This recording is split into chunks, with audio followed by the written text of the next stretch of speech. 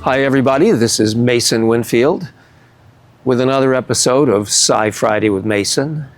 This one concerns July 4th, 2026. 250th year anniversary of the nation's ceremonial founding, and a couple of paranormal factoids come into play about July 4th. Let's start with the moment in 1776 when the Founding Fathers are in a room in Independence Hall in Philadelphia. Now, this hall they're in is locked. It's guarded. Nobody gets in without somebody knowing who they are. And it's a hot, sweltering day. Everybody's dying to get out of there. And yet, hearts are quailing. People, when they get close to the document with ink and quill, they're a little bit afraid to put their names down, because signing that document was sticking your neck into a noose if this grand experiment called independence didn't work. Britannia was no more known for sympathy towards what it considered rebels than was Rome.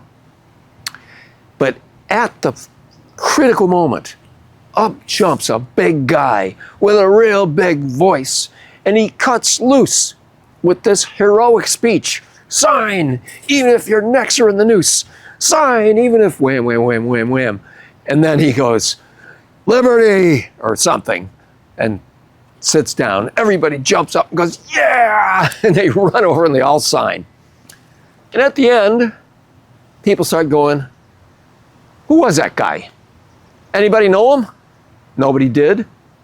Where did he just go to? I want to go shake his hand. The guy vanished. What was he? Was he a ghost? One of the rare talking ones?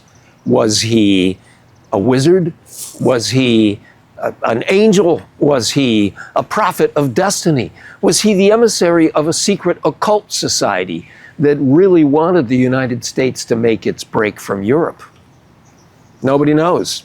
But ever since then, the story of the unknown Patriot, and sometimes they call him the unknown orator, has been recycled in the mythology, the legends, the unusual facts surrounding the origins of this nation.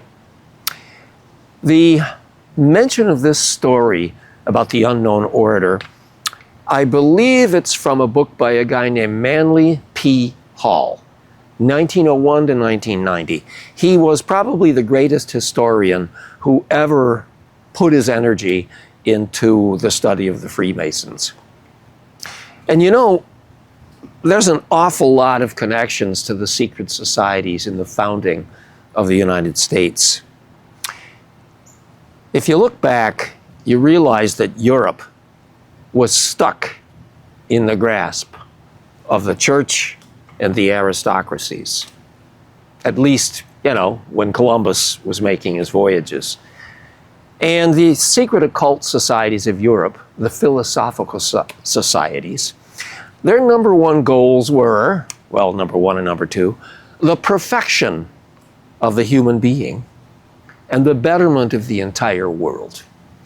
And when they took a look at this new land over here and they could see the potential of it, they thought the new world is a chance to start over.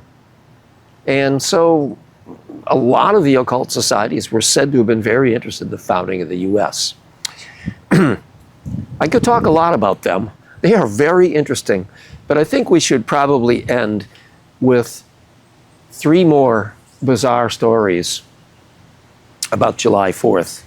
One of them concerns exactly 50 years after the Declaration of Independence was signed. We're talking July 4th, 1826.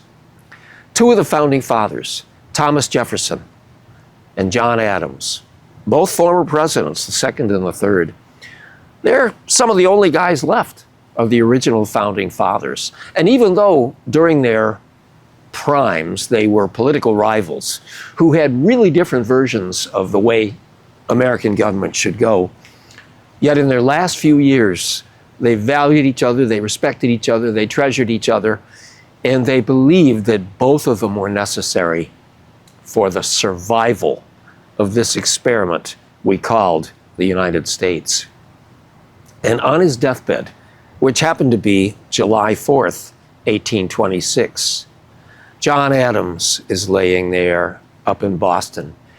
He takes his last breath. He says, "I die, but Jefferson lives." Little did he know that just hours before, on Independence Day, Thomas Jefferson had passed away in his Virginia home. And 5 years later, the fifth U.S. president, John Monroe, also picked July 4th, 1831, to pass away. You know, many world cultures, from the Romans to the Aztec, they've all got legends about their founding. They all sort of like to feel like they've been preferred by the gods.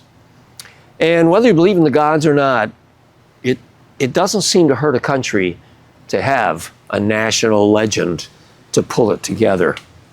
We could really use something pulling us together today.